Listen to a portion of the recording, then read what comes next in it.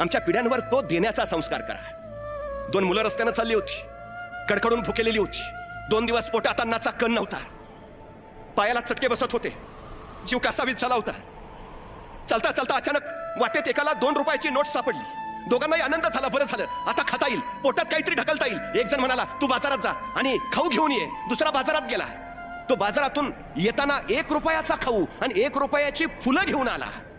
दुसऱ्या मित्राजवळ पोहोचला तसा दुसरा मित्र संतापला, अरे 2 दिवस उपाशी आहे, 2 दिवस पोटात अन्नाचा कण नाही, असं असताना 2 रुपयाचाच खाऊ आणायच्या ऐवजी ही 1 रुपयाची फुलं कशाला आणलीस? तसा तो मित्र म्हणाला, मित्रा, हा 1 रुपयाचा खाऊ जगण्यासाठी आणि ही 1 रुपयाची फुलं कसं जगावं हे कळण्यासाठी।